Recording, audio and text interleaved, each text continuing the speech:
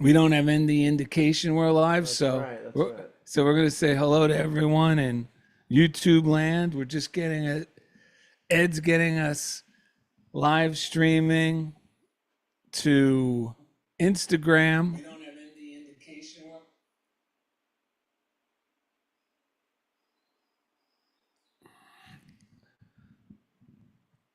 All right. Today we have an exciting show. Let Your Love Flow with Janet Prince. And we're going to be starting in just a few minutes.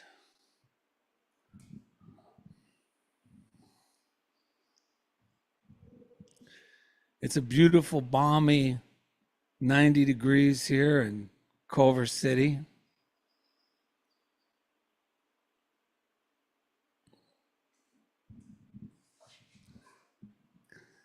Our station manager, Gidget, is asleep on her bed outside where it's actually cooler than the studio. Yeah, it's fascinating, isn't it? Yes. Ed's doing surf exercises. He learned this from a champion vintage surfer Yeah. named Roboloff. Is it Roloff or Roboloff? It's Christina Robloff, I think. Roblom. That was Roblom. So he's just Roloff? He's Roloff. That's it? Yeah. I've been calling him Roboloff for 15, 16 years, maybe 20 years. Yeah, well, everyone for you has a name. An interesting name. All right. Edward, are we ready? Yeah, We're ready? we're ready. Let's go. Jesus loves us more today than yesterday. But not as much as tomorrow. That's right. Oh, we didn't do breaths, did we? Oh, well, no, we know how we're going to find him. Is it that one?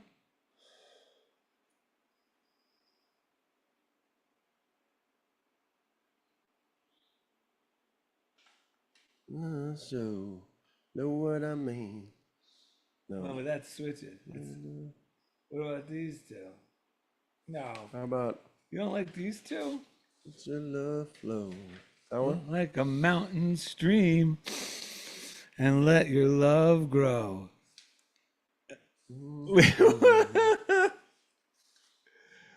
What are you thinking? What if we just make them up?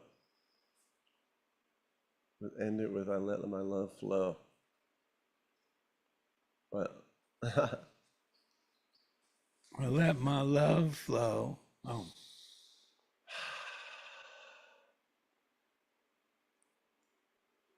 I let my love flow.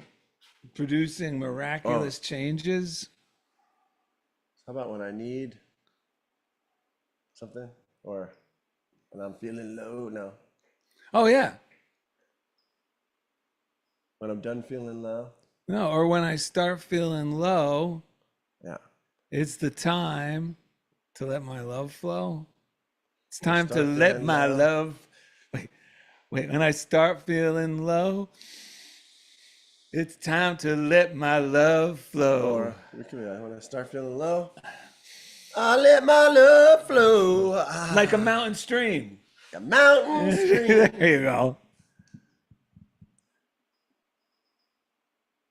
I'm not writing very well. And likes to When I pretend. start feeling low, I let my Love flow like a mountain stream. When I start feeling low, I let my love flow like a mountain stream. Yeah, that's good. Okay. All right. Well, what's amazing is I've been using that part of the song all week. Well, that's perfect. All right. I let my love flow.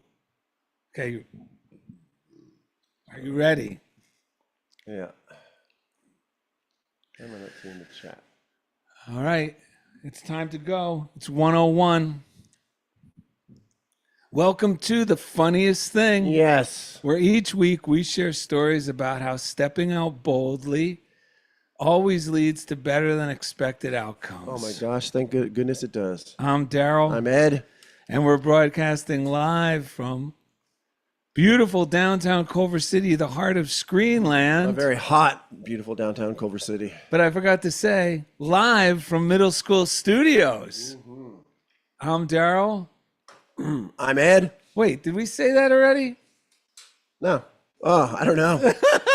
But today's show is called Let Your Love Flow with Janet Prince.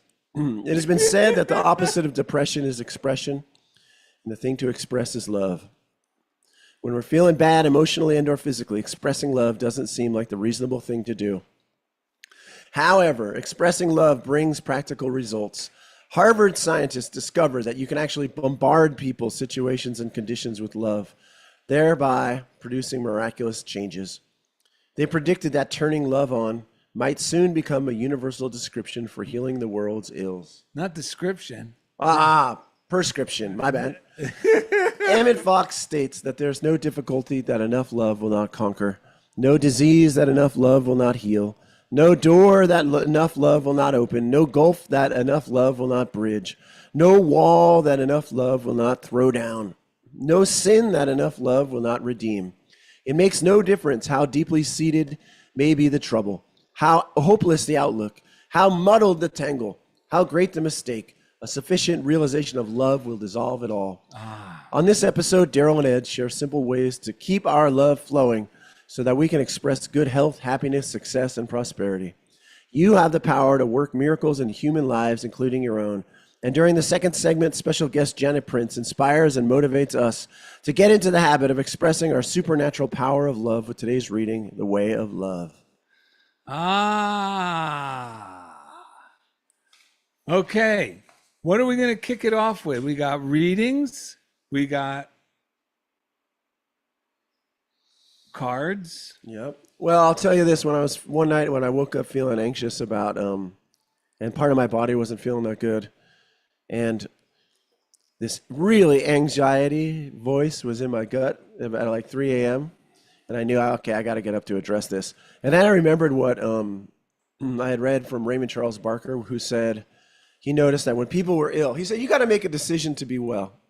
Just like Jesus said, will you be made whole? He asked that. Do you want to be made whole? Do you want to be made whole? Well, I've been coming here for 35 years and nobody puts me in. Do you want to be made well? Right. And he was saying the flip side of it is like reaping the benefit of being sick and really leaning into only thinking about yourself and not sending love, like really taking advantage of the people around you, not being a very loving presence. Yeah. And so I woke up and I was like, holy smokes, that's my mind right now. My subconscious is just thinking about me, about protecting myself from others, what are like so much garbage. So I just sat up.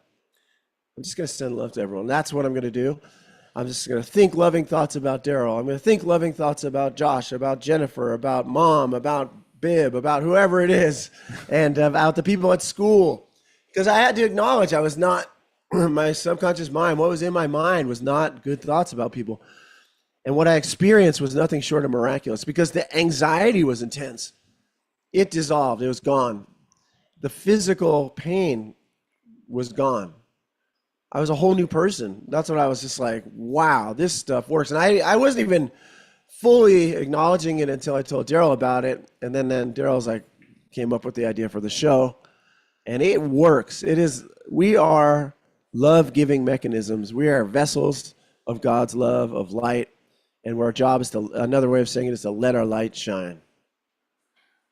Well, it's true. And the thing that got me excited about this was actually reading that Emmet Fox that was in the description. If you're just listening on YouTube, or even if you're listening on the audio podcast, you could just look down where the little more button past the title is, and you could read the description. You could copy and paste it. We like our descriptions to be like mini morning readings. So they're not just descriptions boasting about us. We always like our program descriptions to be like a one-page reading, right? So years ago, I hung my hat on the Emmet Fox.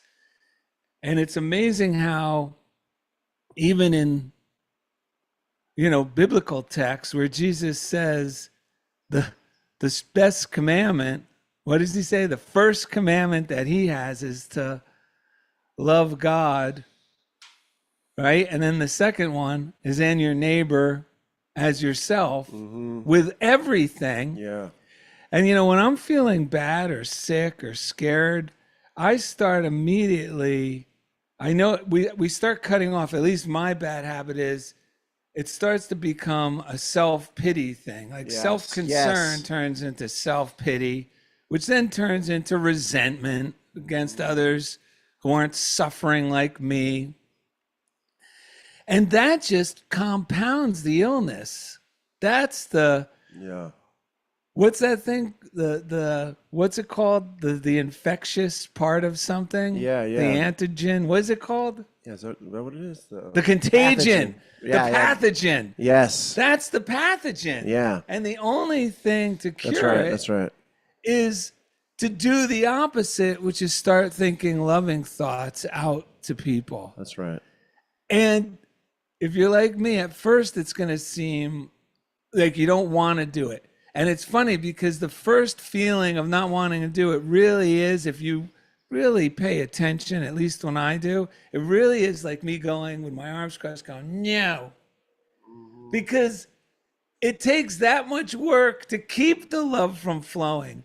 The reason self-pity feels bad, this is my own opinion, is because I'm doing this. No. I'm upset about something I think is affecting me negatively, and now I just won't let the love flow. Isn't that funny? Because even your arms crossed is up in front of your heart, Yeah. so that's not letting anything come out. No. And pulling your head in and mouth. Yeah. It's like literally like if we were the end of a hose, it's like we're Yes. shutting off the valve right there. So should we kick it off with the one you had, or because we got great readings? We got readings that back this up scientifically. But For some reason, this thing right here, let me read this one. yeah, thing. read this. This is from Louise Hay. You can 'Cause heal your life. It's all going to tie into really what you're going to read, Yeah. but she says this is so important that self approval and self acceptance in the now are the main keys to positive changes in every area of your Yes. life. So, and then the money shot is loving the self to me begins with never ever criticizing ourselves for anything. Criticism locks us into the very pattern we're trying to change. Understanding and being gentle with ourselves helps us to move out of it. Remember, you've been criticizing yourself for years and it hasn't worked. Try approving of yourself and see what happens. Because every what you just demonstrated, every illness is a contraction of some sort. Yeah. A swelling. The energy builds up. There's too much.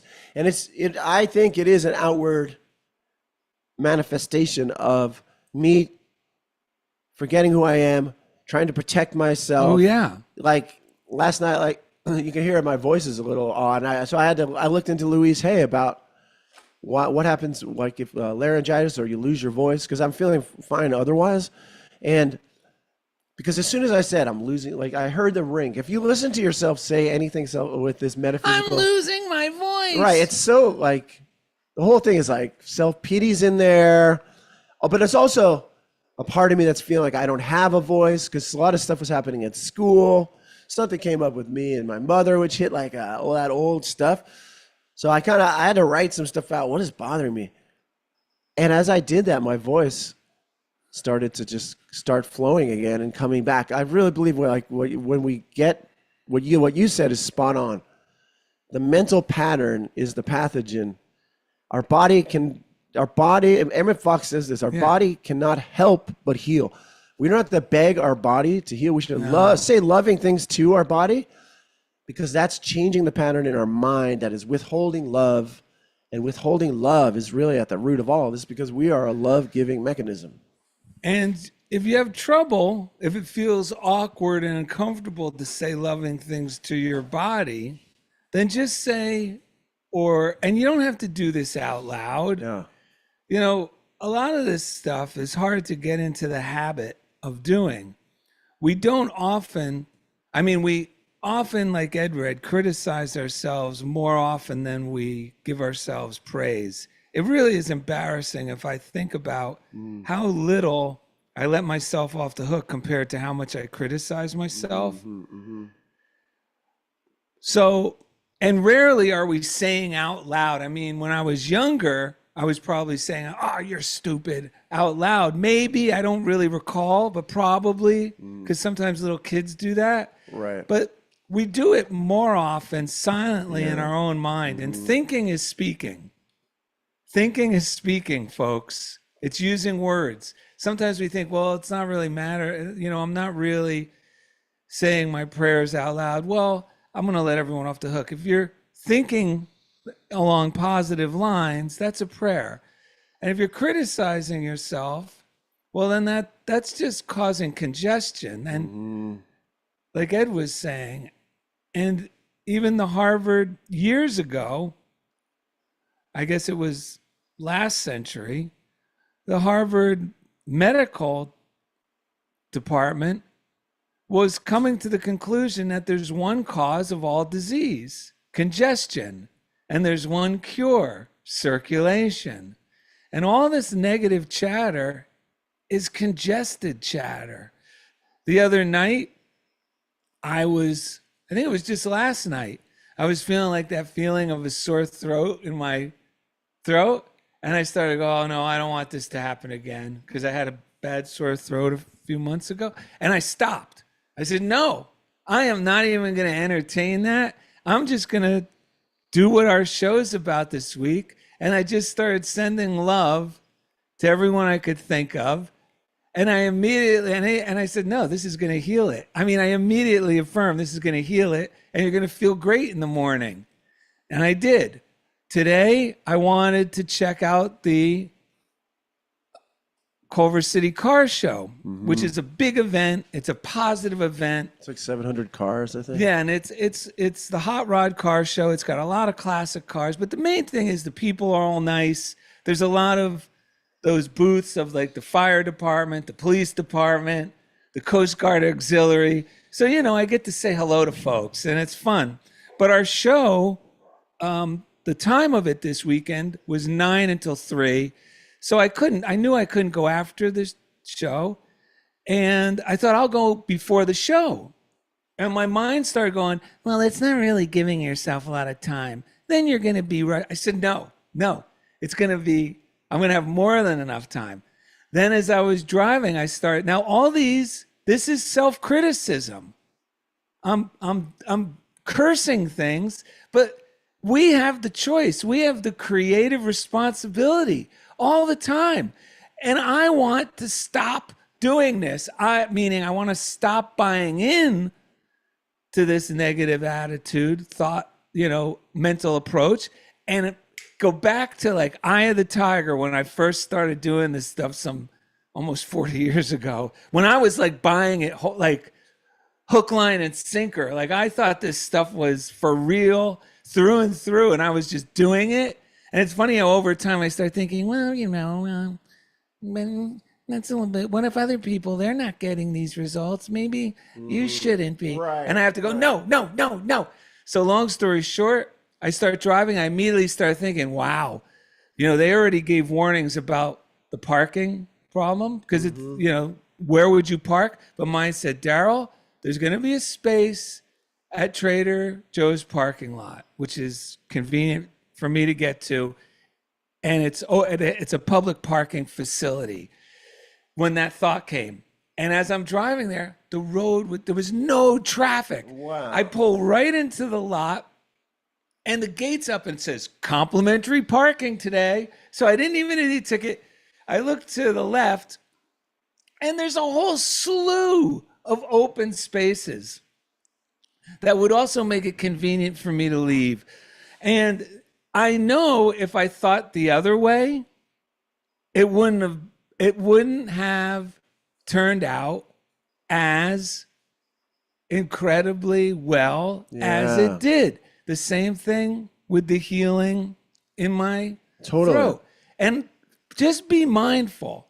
We have creative responsibility. I'm using this word, those two words to describe it, because they're the best two words to describe what metaphysics is. We're creatively responsible for the cause, and if you start to feel guilty, like I said, I start to feel like, oh well, is this really me thinking positive and wanting this to be good? Is that totally hear selfish? you. So Yeah. because why isn't this working for everyone? I don't want to be. It's Right, really right. gross. But here's the thing: when we're thinking positive, this is what I told myself to reinforce it. I said, "No, Darrell, thinking good is cooperating with God. Like in the Bible, think God's thoughts after Him. Yeah. Anytime we're thinking good, we're in harmony with God and divine order. Yes. When we're not thinking good, we're out of order." Yes. It's funny because this morning I was singing because I had to use this stuff and I was using it and someone else was texting me and I started singing, "I am not a jerk. This stuff really works." Yeah. Because sometimes you feel like yeah, I'm not doing the thing that I should be doing, which is worrying or Yeah. whatever by sending love. But we're not being a jerk. This stuff works, man. It's scientific. Yeah. My mind keeps falling back now. That's Yes, helping me get back. totally. The eye of the It's a tiger. healing science. That we're just working scientifically. That's right. And this will work for anyone. It Yeah. works for me when I work it. And you know what? It's always working for me and it's always working for you because the truth is we're always working it. Yeah. But we're not always taking creative responsibility. Yeah. And we're letting ourselves sink. And I'm talking about myself too. Yeah. It's a self-pity, criticism, Right. condemnation, fear, worry, doubt. But here's the good news. As soon as you snatch yourself up out of that train of thought and say, no, we're not going in that direction. Yeah. I'm going to choose to believe this stuff. And I'm going to start letting love flow. And me blessing the parking, blessing the situation, Yes. I'm letting love flow into the situation. Right. I'm not cursing it. This is the one paragraph I was going to actually read from this book, Fear Not, by Martha Smock, and it leads into what you're going to read, which is what you did. She says, "It is better to act loving even if we do not feel loving. When we choose the side of love, love wins out, for love is stronger than hate. When we decide to act like a child of God rather than like an unhappy, embittered child of darkness, light wins out, for light is stronger than darkness. You cannot act like a child of God, a child of light, a child of love, without beginning to feel like one." Oh man. And I like this book. We've mentioned all these books probably several times. This one more often than not. It's The Dynamic Laws of Prosperity. Oftentimes when at the break, I'll use the head to Darrell's library for a moment and quote something from that book. Yes. And I like how Catherine Ponder writes, because for doubting minds, she loves to back it up with, present day discoveries. So listen to this. At Harvard University, world-renowned sociologists conducted research studies on the power of love. The university established a research center staffed with serious scientists who spent their valuable time studying the subject of love. Their findings were that love, like other good things, can be deliberately produced by human beings. According to their findings, there is no reason why we can't learn to generate love as we do other natural forces. And then it goes on to say, through the deliberate development of love, you can get into the stream of life's goodness as well as help others to experience it. It is wonderful to realize, as did the Harvard scientists, that you no longer have to look outside yourself, waiting and hoping that somehow, perhaps, love will find you. You can begin now deliberately generating love for God, for yourself, and for mankind from within your own being. By doing so, you will unfailingly draw the perfect expressions of love into your own life. Take conscious control of your thoughts and feelings and begin now to develop an impersonal consciousness of love, knowing that it is the quickest way to solve your problems, as well as a powerful way to help mankind. In these periods, when you deliberately bring alive and generate love, do so in this way. Think of love as being a radiant light that unfolds, brightens, illumines, and uplifts you. Think of love as permeating, penetrating, and saturating your whole being. If there are dark, troublesome areas in your life, deliberately think of them as coming alive with the light of divine love and being divinely adjusted. I don't have to try to make the thing adjust. That's the best part. I just send love out to others and to my circumstances. And God does the magic. And then I'm just going to read this because this is a mental eye opener, which she says in this paragraph that a lot of us never really grasp. I know I didn't when I was younger. And she's going to be referring to a particular Bible verse that we all know. So let me just read on and conclude with this. Continue in your meditation period to put forth the thought, feeling, and enlightened picture of love upon yourself and your world.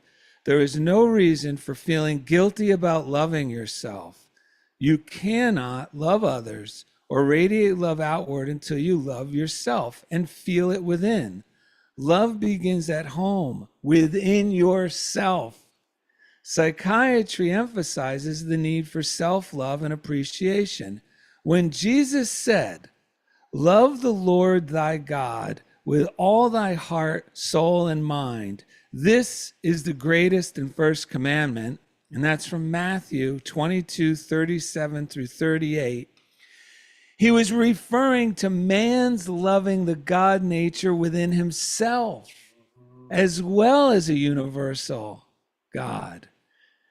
Like, we don't realize that. I, for so long, loved God. I'm like, okay, I'm loving God, but I mean, is that going to do anything? Like, I already kind of love God.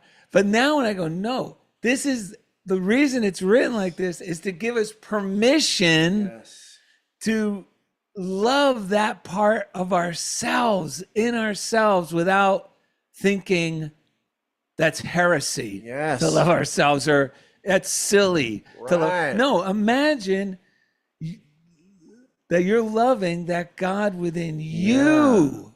It's a whole different frame of mind, and it really cuts out all the things in my mind that get in the way of me loving myself. When I think of it that way, it instantly goes, wow. Yeah, and it actually activates spirit within you. I was just reading from Emma Curtis Hopkins. If we don't speak it and think from our Christ self, it doesn't activate in our experience. So when we go into, because loving ourselves is just first embracing something that's like holding on. We get wrong ideas about ourselves in the past. So we just got to go back and like be a firm and loving parent, like we talked about in the past, to ourselves, and be like, that's not who you are, Ed. Yeah. In fact, you are the very answer to the thing that you're looking for. Let that energy flow. And it's so funny. I told Darrell about this. I was going to do a meditation. Lately I've been doing a YouTube kind of there's this British lady, I forget her name, but her meditation. But I saw this Joe Dispenza meditation. And full disclosure, I don't usually enjoy Joe Dispenza meditations because the way he speaks, and whoever edits these things puts on like reverb on them and makes it sound like I am from another dimension. And dimension. I know, I can't get into that either. I start getting kind of a nauseous feeling. No, because this is about the practical awareness that who you are as you are without any special tricks. Who I am is God, is the divine, not that's right costumes and stuff. So even though I'm wearing an amazing St. Jude's shrine hat on my head. Well, you know what's funny? I just really been identifying with that I am, because the I am that I am. Yeah. And all the different variations of that. What's the guy, like the psychologist, I think, therefore I am. Well, I started going, wait, I started just changing the accent of that sentence, and it's like hitting home. I am that I am, meaning Yes. I am the God within. I don't need to get hung Yes, up on totally. my personality, the mistakes I made. I got to remember I am that I am. Yes, exactly. So I pressed play because I had this intuition to press play. And I'm like, wow, this is really good. I've never heard of Joe Dispenza meditation like this. And I did it, and I've been using it ever since for like a week. Then I realized it was AI. Someone had made this out of AI to sound kind of like his voice. Thank God. And it's like mellow and really life-affirming. And in this meditation, it emphasizes that our job is to trust instead of try. Can you send me that? Yeah, You I should think put the link in the description, I'll too. do that. That's a good idea. So I've been affirming that because trust instead of try means when things seem to be going bad, Oh, that's so don't good. try to fix it. Another way of saying is don't treat the condition. Yeah. Treat the concern. Trust that within you is God, the God you're looking for. Trust that the answer is you. You already are that thing you desire. Trust that your health is going to bubble up from within you. Lay back into it rather than striving for it. And I had this realization this morning, which was, why is this like the fact that I had lost a bit of my voice range, why was that bothering me? And I realized I was imagining Darrell judging me. I was imagining, and this isn't just with this, it was also some other things going on at work where there's been this state testing, which is so many things that I could go on and on about why that's potentially stressful. But I realized the stressful part was not trusting myself at times, but also throughout my life. Oh, and the other part about losing my voice, quote, was I've been singing again. I've been writing songs. I started performing. And there's a voice inside me that's going, I stopped doing this for a reason. What are you doing? I don't trust the way people are going to react to this. What are they going to think of me? So I started in my meditation today, intentionally trusting the Christ within everyone else as well as myself. Trusting, relaxing into the good. And so much of my stress was released. Instead of trying to even see them a certain way, trust that they already are an expression of God. Yes. Trust that they are happy now. Trust that they're healthy now. Trust that I am, and it works. Yeah. This stuff is crazy. I would not even be able to do this show right now if it wasn't for this stuff, because I've been trusting today and listening to my intuition, and now here I am. So, well, also trust. Another way I was looking at it too is trust, don't try, meaning like even in the examples I gave, I have to trust God heals and not try to. The trying is trying to figure out, okay, that's right. Is this going to be, I should take some more vitamin C. Yes. Not that those things are wrong, but I could feel my heart sinking because I'm making decisions out of fear. And it's turning those things into false idols. I know that feeling. Yeah, it's fear-based problem solving. Totally. Same thing. Trust all will go smoothly if I decide, at the Culver City Car Show that there'll be parking. I'll have more than enough time. And I couldn't believe, I kept looking at my watch and I go, what, it's only 10 o'clock? This doesn't make sense. Like, how could it be this early? I have like 3 hours before the show. Right. How does this happen?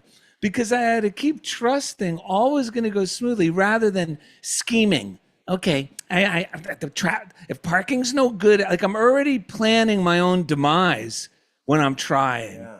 And another thing that came up this week is that when we're thinking of doing things, we shouldn't be in the thinking, we should be in the doing. And then just don't think about the results.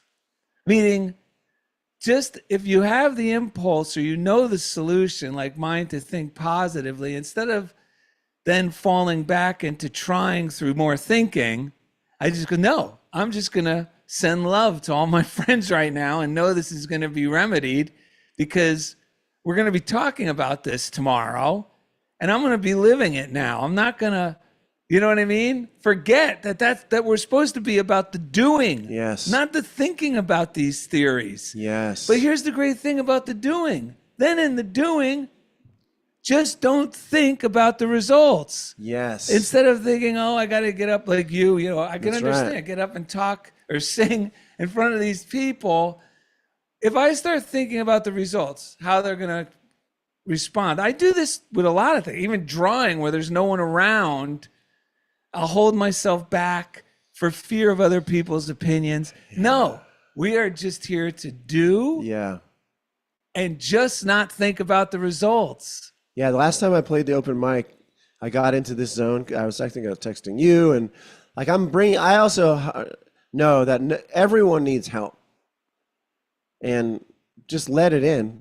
So when I performed the second time compared to the first time, I knew what I had been imagining myself enjoying it, and I enjoyed it on stage, and it was a success because I wasn't even looking for anything beyond the feeling of those songs, and I played some fun music. Yes. Oh, and then one last thing too. When I was writing this down earlier, I realized trusting that God, the good, is working regardless of appearances, which is when you got to do like Darrell's saying. I get the solution. Now I got to tell that person, that part of me, okay, I don't care what it looks like. I know this is a solution. Yes. I got the inspired answer. I'm going to trust and do it. And just the thing I want to say is, remember, appearance really is our story about what we're experiencing. There's no such thing as just appearance. Right. There's stuff and there's a story we're telling about it. And that's where, when we stop telling that story about it and start enjoying and loving, we find out that the appearance, there's no reality to it at all. That's why that word is so perfect in all the Bible quotes, because it's not saying your reality. It's saying the appearance of things. Yeah.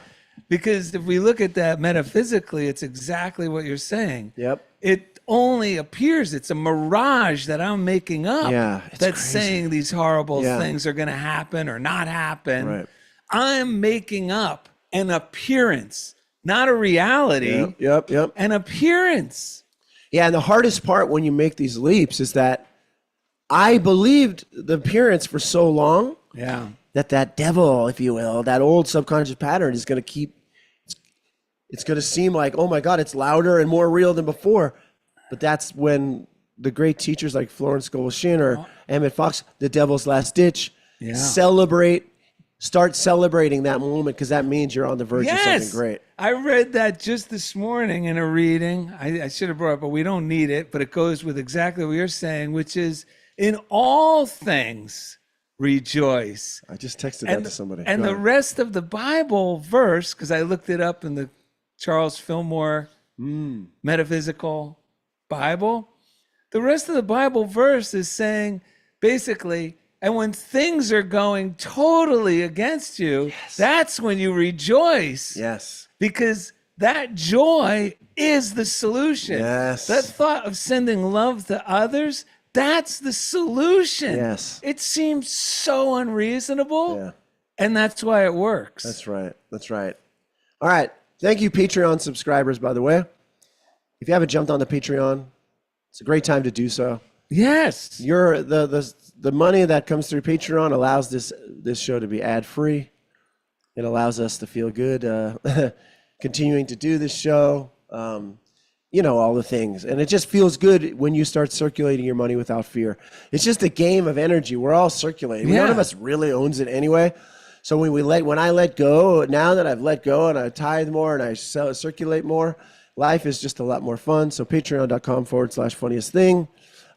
We got 2 postcards to our Funniest Thing P.O. Box, which is Funniest Thing, P.O. Box 1312, Culver City, California, 90232. One is from Kirky. Can you read this? This needs special glasses. What happens to you in the outer world is not a cause. It is an effect of your interior thoughts, feelings, beliefs, and intentions. Pay less attention to how things look, which is appearances, and more attention to where energy is moving. The current Exterior condition is a result of how you flowed your energy yesterday. Tomorrow's exterior condition will be the result of how you flow your energy today. Yes. And Lois Conklin sent us an amazing postcard.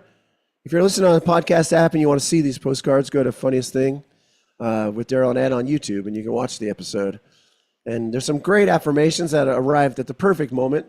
They say, I am capable, I am competent, I am smart, I can figure this out. And she says to Darrell and Ed, the best time of your life are the unremembered acts of kindness, love for one another. The best times of your life. Thank you again for having me on your show. It was fun. And what does that say? It was fun and an honor for me. I have learned so much these past 5 years from you both. In his care, Lois Conklin. Thank you. Oh, thank you to Jeff Comfort, our chief engineer. He's out there in Kansas City, Kansas. I was texting him with him today. It's the same weather out there today, oddly enough. Wow. Each week. He takes us right into the comfort zone. Yeah. All right, let's take a breath now. Oh, we're doing 3 breaths. When I start feeling low, I let my love flow like a mountain stream. Oh, right. Did that work? That's right. Yeah. When I'm feeling low, I let my love flow like a mountain stream. When I start feeling low, I let my love flow like a mountain stream. Coming up next, special guest, prayer chaplain Janet Prince inspires and motivates us to get into the habit of expressing our supernatural power of love. Today's reading, The Way of Love. Thank you for listening to Funniest Thing with Darrell and Ed, live from Middle School Studios in beautiful and hot downtown Culver City, the heart of Screenland. All right, Janet can join us. Janet can join. Janet can join. Coming right back to you. All right. Oh, the monsters would be. Look at this thing. Oh, wow. You see it? Yeah. She's saying it's hot. Gidget is laid out in the shade right here on the ground. Yeah. All right. Well, we're so glad you could join us today as soon as Darrell gets back, or we'll get started. I'm honored to be here.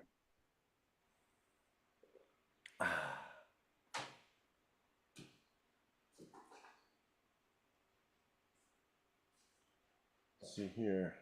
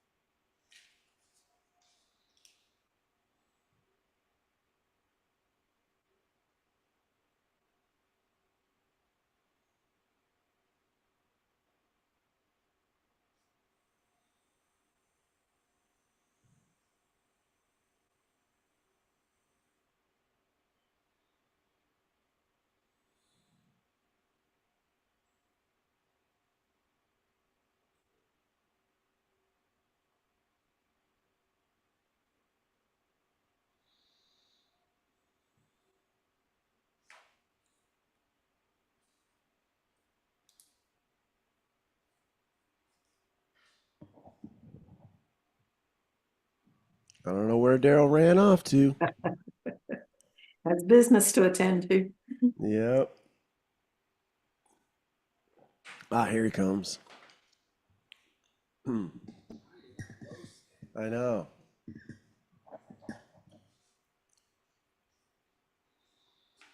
It's not roasting. Are you ready? Yeah, I'm ready.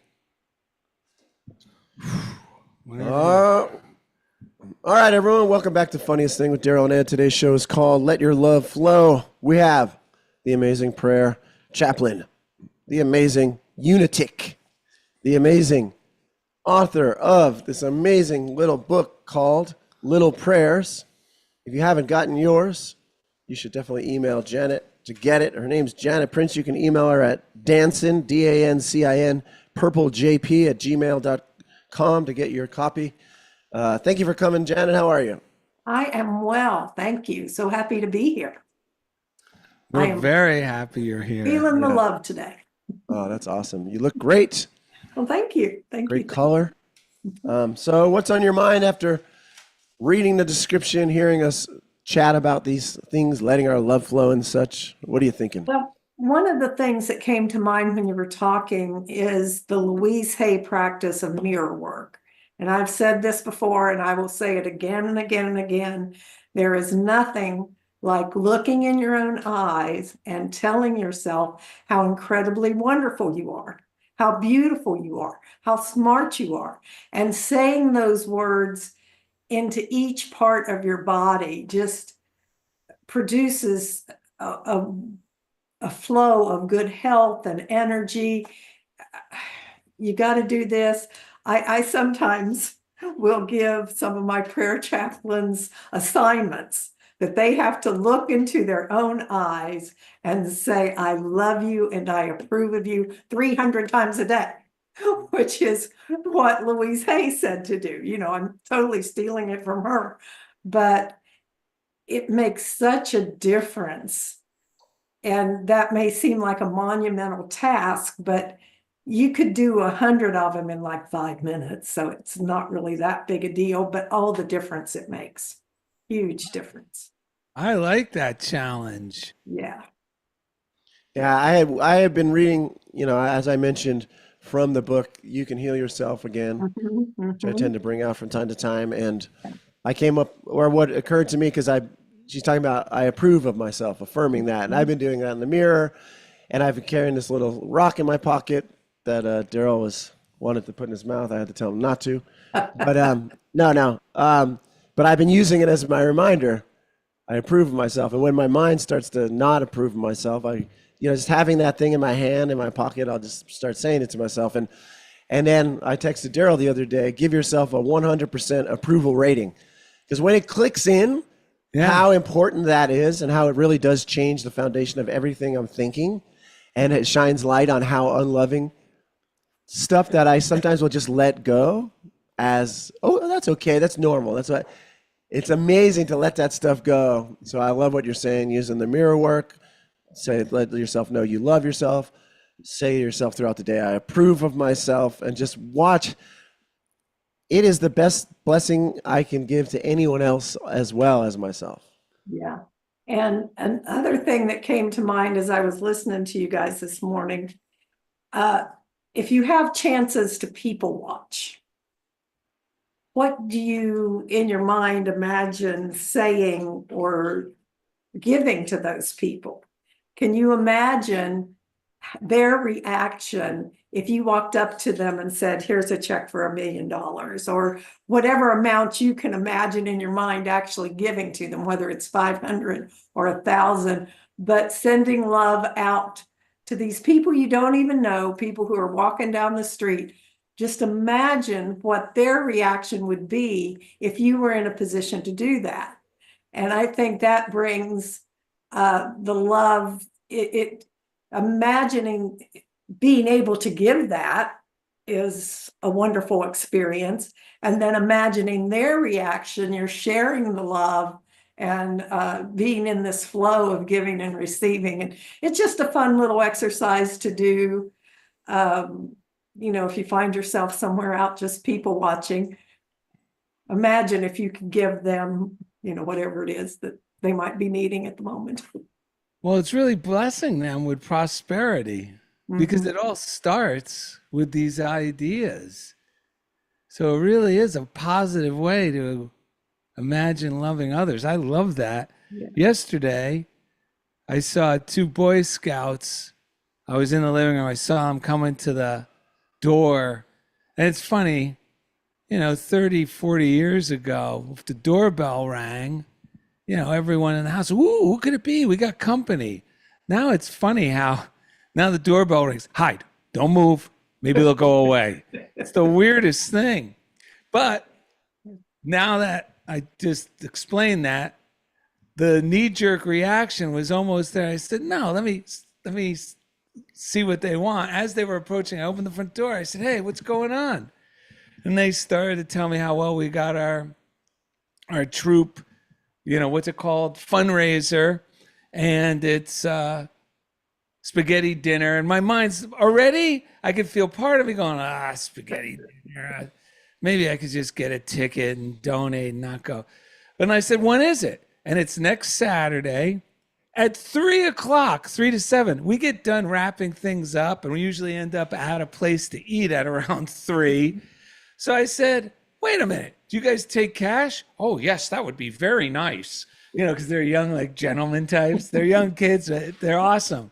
Yeah. And I already started feeling so high. And I go, wait a minute, I'm going to get 2 tickets because Ed and I will go there. It's right here. It's at the Culver City High School in the cafeteria. Yeah. So I went, I said, hey, give me 2. And like, wow. And I said, so is it going to be filling? And they're like, oh, yes, it's a complete spaghetti dinner with salad and dessert. You're going to love it. I said, fantastic. I'll see you there. And that felt so good. It felt so good. Oh, yeah, the one kid even said, yes, all for only $10. Wow. I said, I know, that's a great deal. But it's just amazing how rich I felt. Like, that $20 felt like nothing to me. But I felt so high. Oh, and then I was excited to immediately tell Ed, guess what? We got where we're going to eat next week after the show. So it's just incredible. These simple practices are so healing. Yeah. Yeah. And the other thing I wrote down is when you are feeling less than loving or out of sorts with someone, to be willing to look at what is really going on. Because 9 times out of 10, it's not what you're reacting to. If you just be willing to sit with it and listen to what your inner guidance is telling you, and then follow up and do that, then you're there again, you're in this flow of giving and receiving love rather than immediately reacting and going, like that.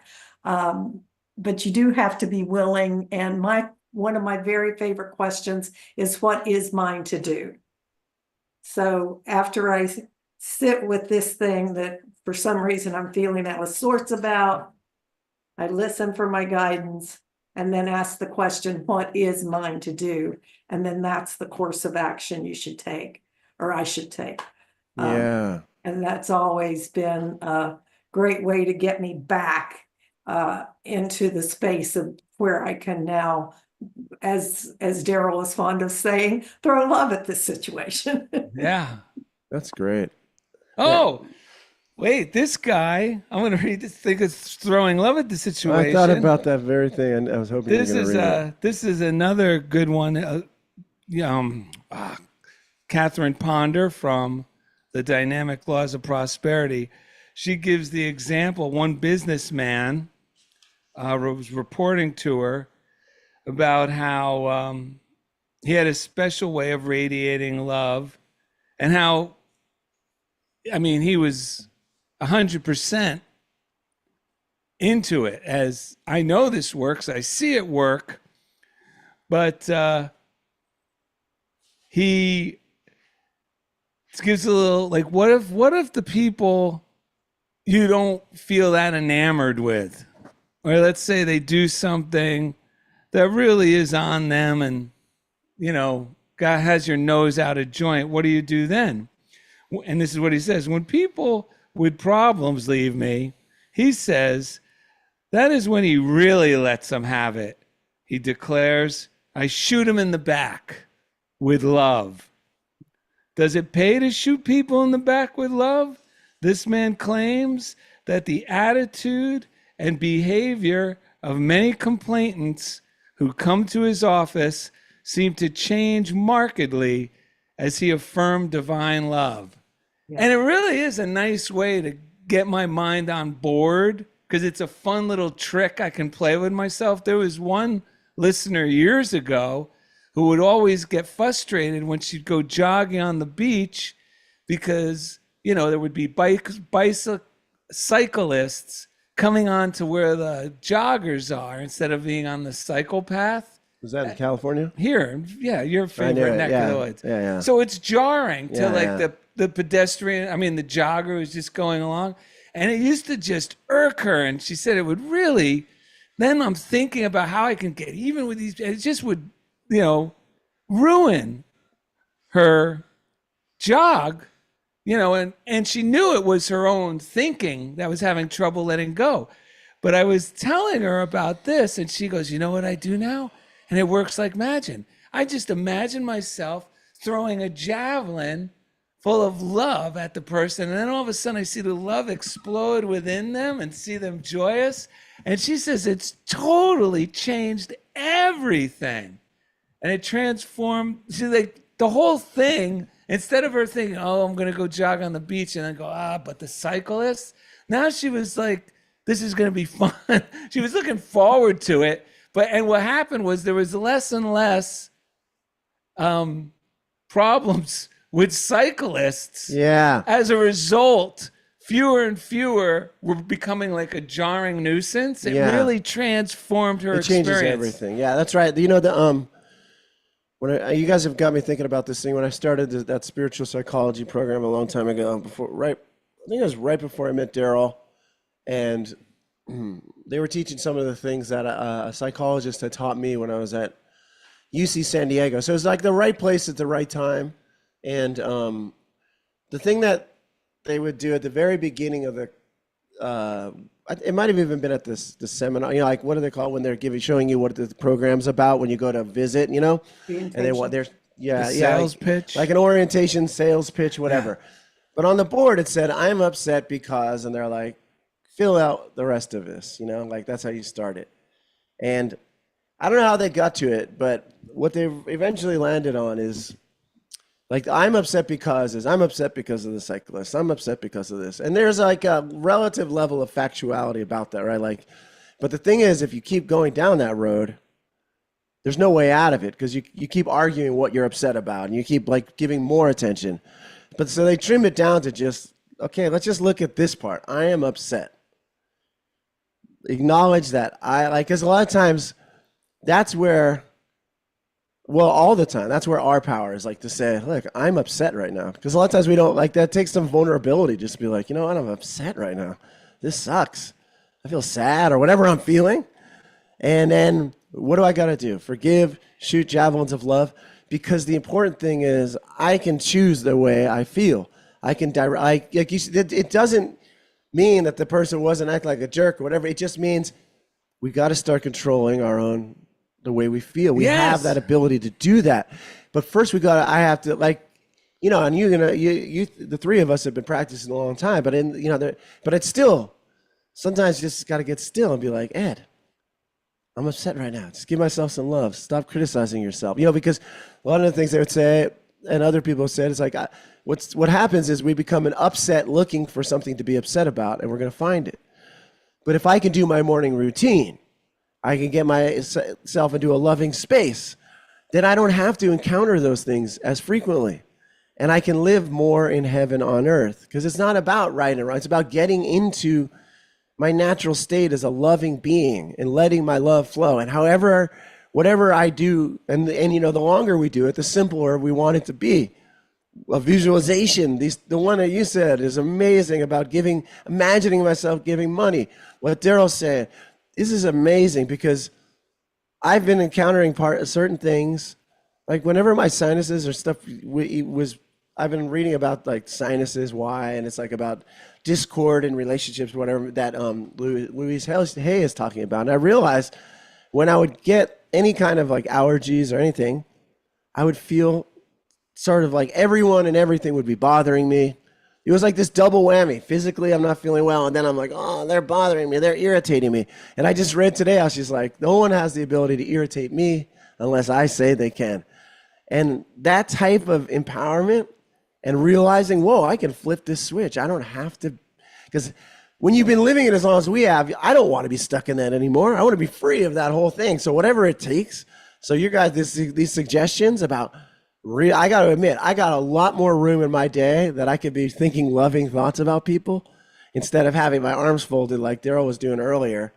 Even though I might not say it out loud, you can feel it when Eddie's got his arms folded and is not being his joyful self. Because it is night and day between I'm pretending to be okay and I'm letting my love flow. Yeah. And I am like the last part about my trusting others meditation earlier was trusting my own joy, my own hope, my own faith, my own outlandishness. Because when we call it Jesus land, we might be compelled to go talk to somebody that we would have never talked to, or do something joyous we never would have done, or do something kind for myself. And then I might go, like for me in the past, then I'll go back into that old fearful state, and I will start beating myself up in the past for doing those things. Because who was I? What was I thinking? Blah, blah, blah. But now I'm also, no, I trust that the joy that I felt while I was doing it was right. Because it was, and it is, right? It was, and it is. And thank God the child within us, the divine like child of God that we are, can go have fun. This is not all this measured way. We're not trying to figure out the perfect way so we never get hurt or whatever. When we're letting our love flow and we're giving joyously and performing and doing the things we want to do, we don't hurt ourselves or other people. It's just heaven on earth. So, yes. That's why I'm enjoying that book, Creative Responsibility by Thomas Sicking, who was a Unity minister, because he says exactly that. He says it's always how we respond. And we're responding to thoughts in our own head. We're responding to other people. And if we are offended, like we can't really legitimately say, you're making me feel bad. It's my creative response that's making me feel bad within me. Because there are times people could say anything and I'm so high and in a well-adjusted state of mind that it means nothing to me. Then there are other times where I realize I'm not in that place because someone will say something and I take it to heart, which means I'm taking it into my subconscious and it feels horrible. And like Ed said, that's when I got to stop and go, no, I feel bad right now, because if I don't, then I'm going to use my creative responsibility in a negative way by blaming and then going, I'm never going back to that place again. That place is terrible. Or those people are jerks. But there's no healing in that. Or, they offended me. I should go tell them off, and how that's hurtful to people. That doesn't change anything. And what changes me and changes the world is when I remember what is really going on. I feel bad. And then I could say, well, why do I feel bad? Like what's the thing that's making me feel bad? Well, so-and-so said this. And then I could say, well, what is that affecting in me? It made me feel afraid. It made me feel I'm not good enough. Okay. Well, now we've got something to work with here. So you've been feeling like you're not good enough. So when this person said that, you identified with it. So we need to work on that. And remind yourself, no, you're loved and approved. Or do what Janet, which I wrote down, great advice. Mirror work. I just found a baseball counter, Janet. It's one of those things like an umpire has. Yeah. Only it's the one that just has like numbers. It doesn't have balls, fouls. And you could go up to, a four digit number. So like 1,000. And I said, I'm going, what am I going to use this for? I'm going to use that this week to count my 300, looking at myself. I approve of you. I love you, or like they taught me in the military rehabilitation center. Yeah. You are important, you are necessary, and you are worthwhile. There you go. I want to hear a report on how that goes for I'm you. going to take a picture of the counter so you could see. That's beautiful. You want to read the Emmet Fox reading we sent to you, Janet? I have it here. Let me get ready here. Okay. Man, this stuff is amazing. The So grateful for both of you. Are you ready? Yeah. Okay. The way of love upon which you may step at any moment, at this moment, if you like, requires no formal permit, has no entrance fee, and no conditions whatever. You need no expensive laboratory in which to train, because your own daily life and your ordinary daily surroundings are your laboratory. You need no reference library, no professional training, no external acts of any kind. All you need is to begin steadfastly to reject from your mentality everything that is contrary to the law of love. You must build up by faithful daily exercise the true love consciousness. Love will heal you. Love will comfort you. Love will guide you. Love will illumine you. Love will redeem you from sin, sickness, and death, and lead you into your promised land. Say to yourself, my mind is made up. I have counted the cost, and I am resolved to attain the goal by the path of love. Others may pursue knowledge or organize great enterprises for the benefit of humanity, or scale the austere heights of asceticism, but I have chosen the path of love. My own heart is to be my workshop, my laboratory, my great enterprise, and love is to be my contribution to humanity. Romans 8:28. And we know that all things work together for good to them that love God. That is wonderful. That says it all. Really. And it's an exciting challenge. That's what I read 40 years ago. And I said, you know what? I'm not competent to do any other method, but I could do this. And it was the game changer because I didn't have to worry about getting more education. Like I always thought I needed something in order to live happy and successfully. And I was always looking for something out there, but this just seemed too good to be true and so easy that I said, you know what? I'm going to put my faith in this. I'm just going to work at exuding love, switching to love whenever I start feeling these discordant ideas about myself or others. And man, it was a game changer then, and it still is today. Yeah. Yeah, and there's so many different areas where we can apply love, right? Like there was a time where money was such an issue for me, and that was really when I met Darrell, and he really helped me turn that around.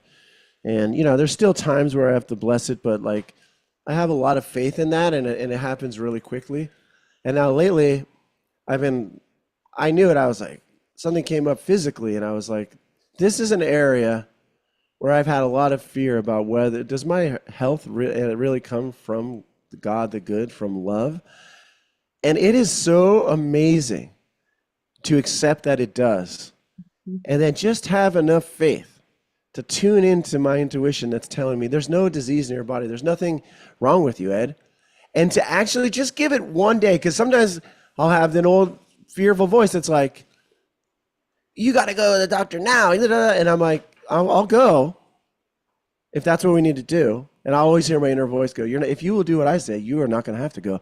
But I'll tell that part of me, but we're not going in this state. We're not going in a state of fear.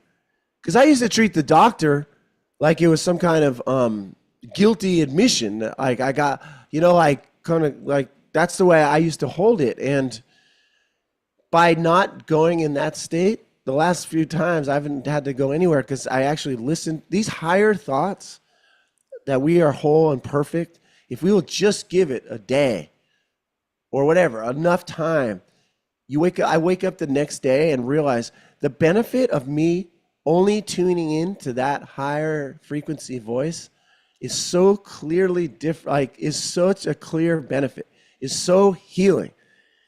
Getting caught up in stressful, lack-based thinking, it is so it puts so much wear. If we were a vehicle, it puts such wear and tear on the engine. It's burning the engine too hot. It's burning up the oil, the lubricant. It's not a good way to go about it. And believe me, I used to be the Superman of suffering. You wouldn't know until I crashed because I can do it. It's like I felt pride almost in being able to push through. This voice into me nowadays is like, dude, you're unlearning pushing through. Stop pushing through. If you'll do like Darrell said, get the intuition, then just let it play out. Like stick to sending love. So like it will not take a day. It'll take 5 minutes sometimes, but it will happen in a way that the rational mind knows not of. And it is so amazingly delightful. It really does make me feel like a child in the kingdom of God. So so that's what I'm so grateful to both of you that I could spend time with you as people who live this way, because it really reinforces, like, for me, when I'm like, working with other parts of me that are coming forward. All right, Ed, just keep putting one foot in front of the other. I know you're like, this voice is telling you that you're like I was saying, like you're wrong. You need to do something about it. It's like, just bless it. That's fear. False evidence appearing real. And I always add, and rational. It's just false evidence appearing real and rational.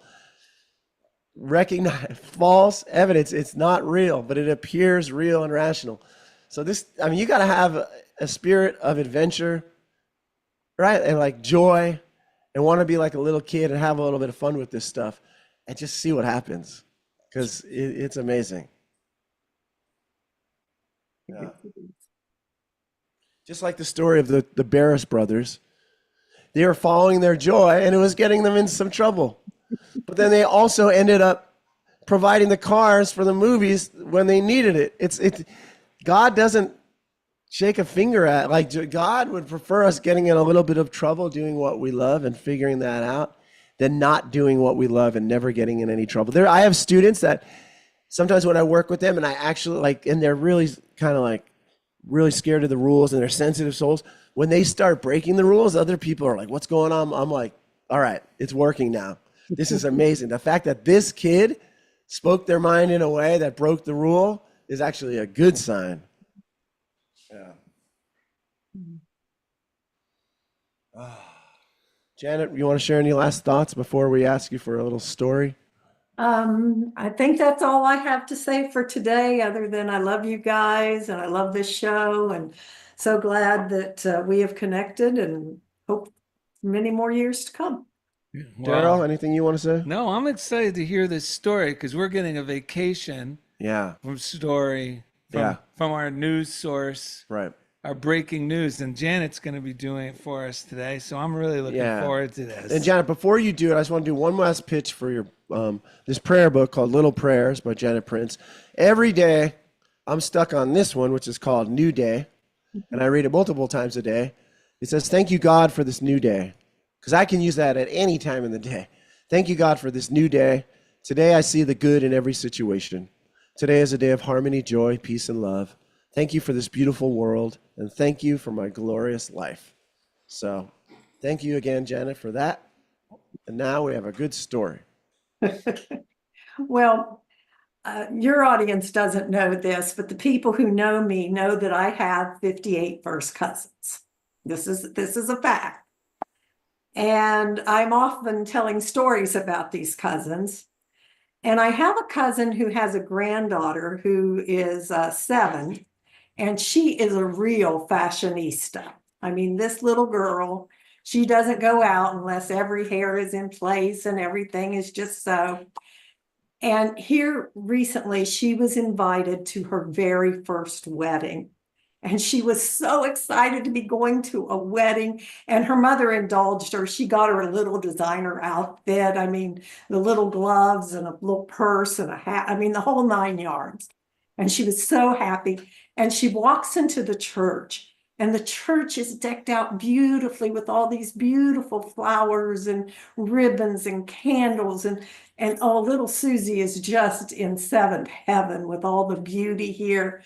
And she's sitting there, and the groom and the groomsmen come out, and now is the wedding march is happening. And she looks for the bride, and the bride is all in white.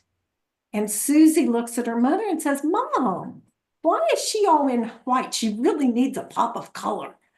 And her mother told her, she said, "Well, Susie, white is the color of happiness. And this is the happiest day of her life. That is why the bride is in all white." And Susie said, "But Mommy, why is the groom in all black?"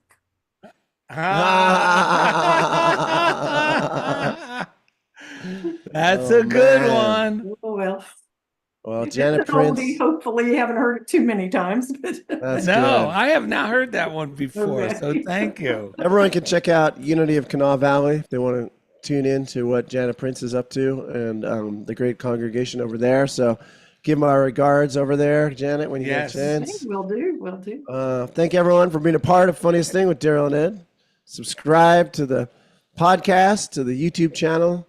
Like and share the show with your friends. And in the meantime, So let the feeling grab you deep inside and send you reeling where your love can hide, and then go stealing through the moonlit nights with your lover. Just let your love flow like a mountain stream, and let your love grow with the smallest of dreams, and let your love show. And you'll know what I mean, season. Oh, let your love fly like a bird on a wing, and let your love bind. You do all living things, and let your love shine. And you'll know what I mean. That's the reason. Yes. Woo-hoo! Oh, thank you guys. Thank you. Thank Have you a so great much. rest of your Saturday. Yeah, God bless I you. Take will. care. I will. Bye-bye.